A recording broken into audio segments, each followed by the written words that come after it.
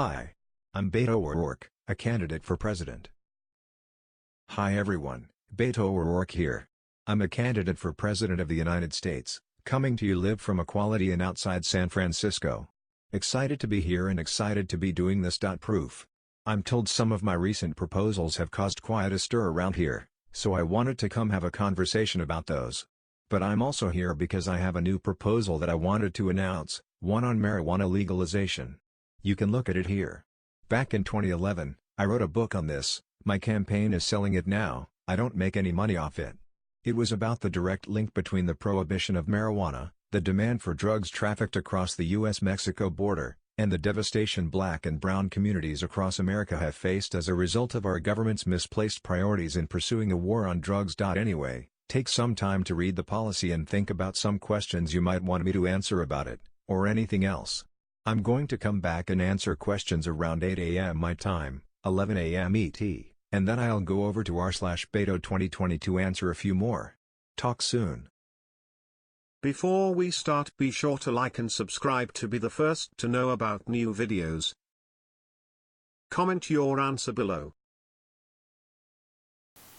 Hello, what is your plan concerning other drugs than marijuana?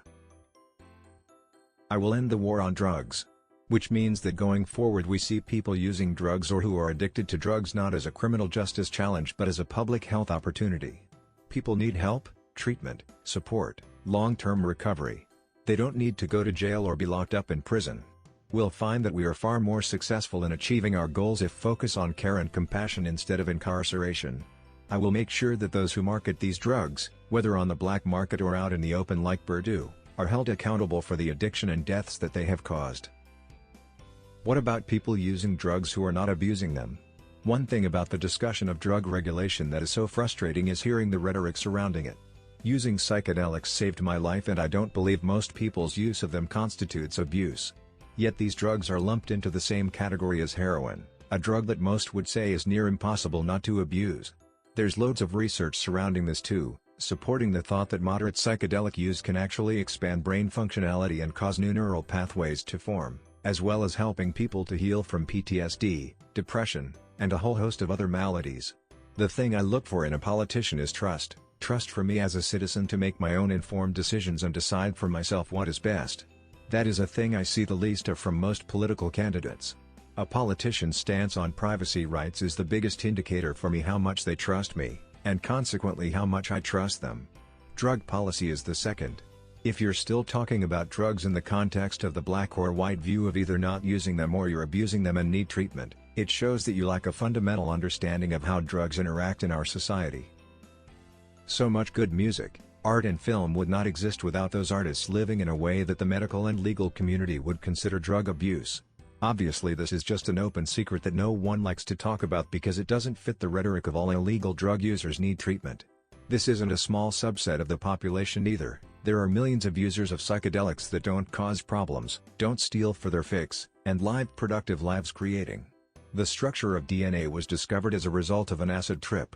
The founder of AA advocated for psychedelic use to aid with recovery from alcohol. Ayahuasca has been used for thousands of years, and recently used to help people overcome addictions to actually problematic drugs, yet these drugs remain classified the same as heroin. I could go on, but you get the picture. Message me if you'd like to gain a more authentic understanding of these substances and take a stance that millions of unrepresented people identify with. The new generation gets it and science is on our side, will you? Legalizing marijuana is one thing, but changing the very nature of the drug war such as what you propose will also require some fairly substantial changes in how we handle healthcare as a nation as well.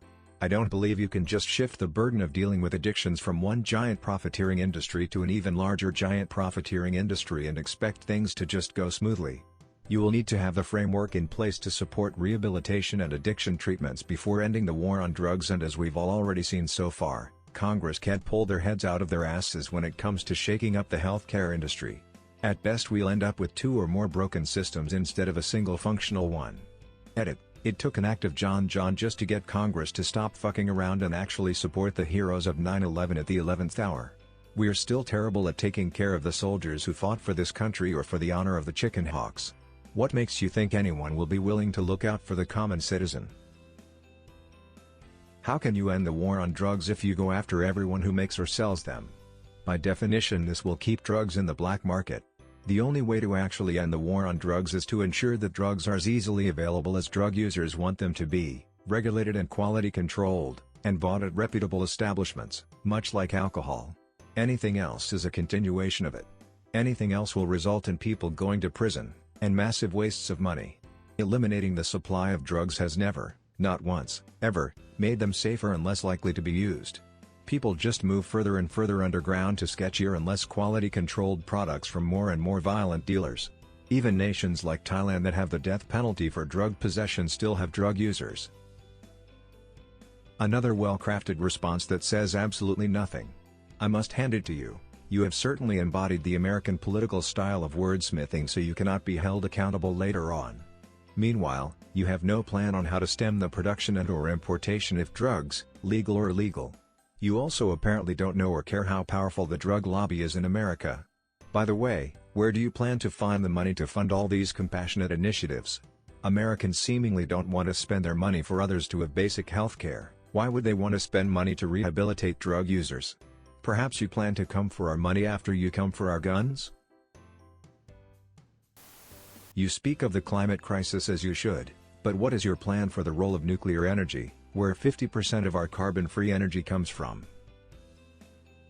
Let's keep and improve our nuclear energy portfolio and expand it through investment in next-generation nuclear plants.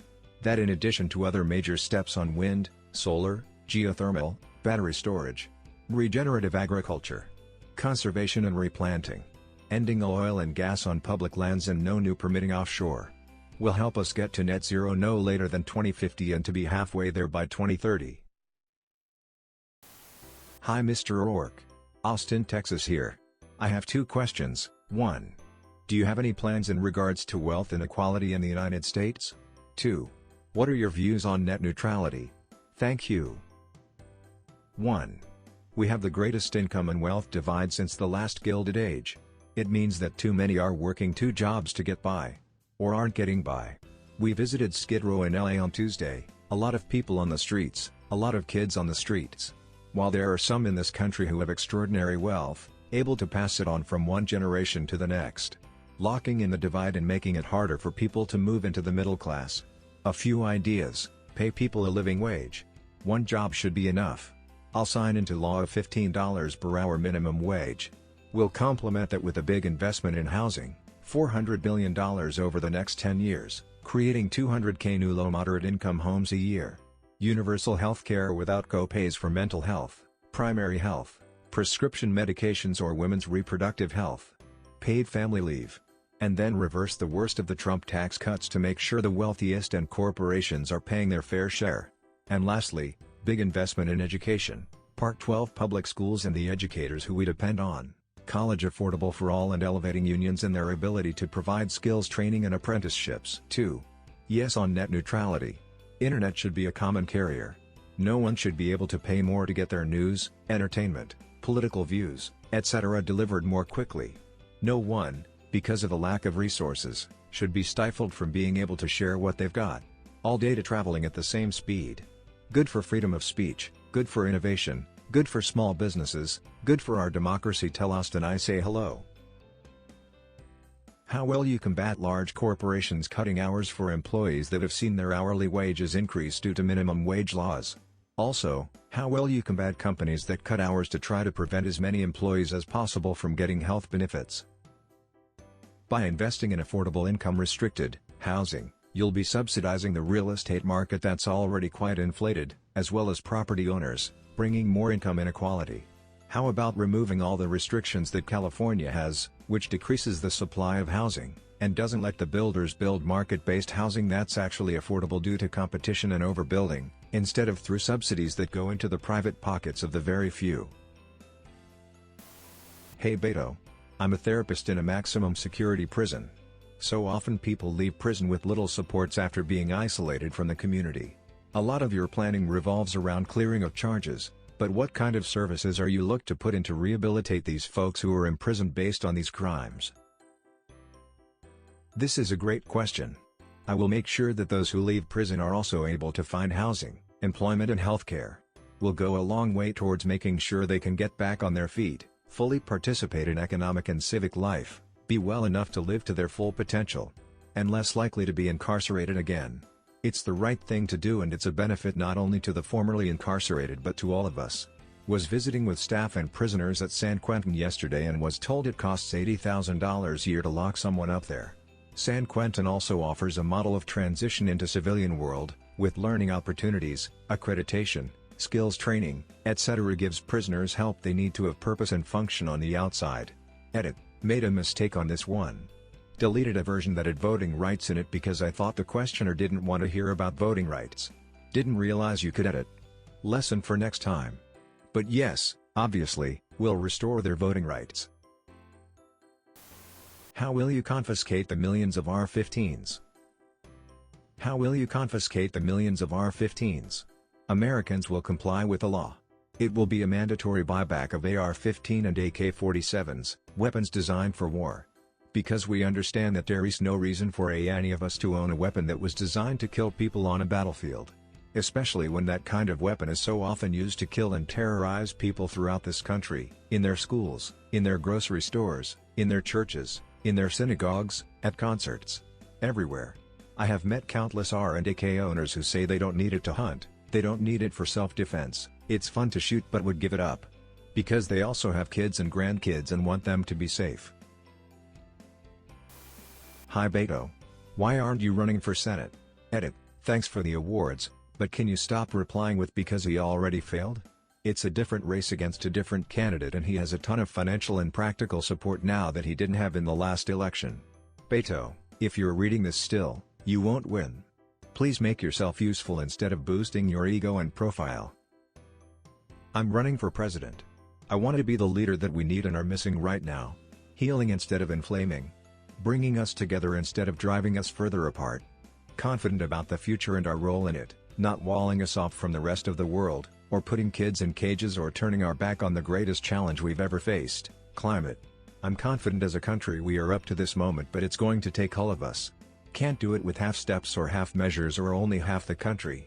I've shown that I can bring people in and together.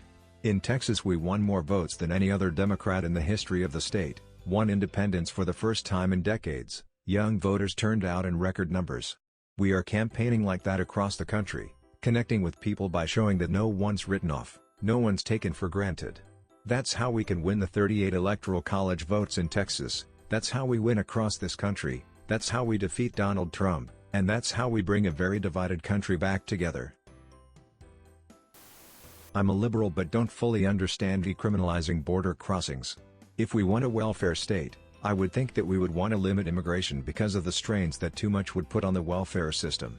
If we make immigration too easy, do you think that it would lead to an increase in illegal border crossings? Would you crack down on companies that hire illegal immigrants? What is the number of immigrants you would allow into the country each year? We should rewrite our immigration laws so that there is a safe, orderly and quick path to come to this country to work, to go to school, to join your family, to flee persecution or violence or disaster. We should never again criminally prosecute anyone seeking asylum or refuge, never separate another child from her family, never use immigration enforcement as a tool to break up families or terrorize communities within the United States. We should work with the people of those countries, like El Salvador, Guatemala, Honduras, that are producing so many refugees to reduce violence, mitigate the effects of climate change and drought, and ensure that they don't have to make a 2,000+ mile journey to this country. We should legalize millions who are already here, starting with the more than 1 meter dreamers, make them US citizens. And then, accomplishing all of this, we should expect that anyone coming to this country follows our laws and respects our borders. This is inane. The United States lets in the most immigrants of any country in the world at 1.1 million a year, and we've been at the top for decades. We have over 20% of the entire world's immigrant population, 4x more than the next country. To say the US needs reform or to make it easier is so out of touch with US immigration. Democrats should really reflect on how incredible our country actually is on the immigration front. Yes, there are bad stories, but we do tremendous good, and you should start realizing it. The simple fact is a ton of people want to get into the US and simply not everyone can get in. This is all coming from the son of a Southern American immigrant who came here legally and is now a citizen. Oh, and BTW my mother and the rest of her now legally entering citizen family thinks all this open border legalization talk is a massive spit in their face. Beto, I do have tremendous respect for you as a person and as an individual. I think you were passionate and I was struck by you during the debate with Ted Cruz and how well you did in your native Texas. But this was really a shit response and really didn't hit at the crux of my questions. You have been visited by Sad Cat. Like this video and subscribe to the channel to make Sad Cat happy again.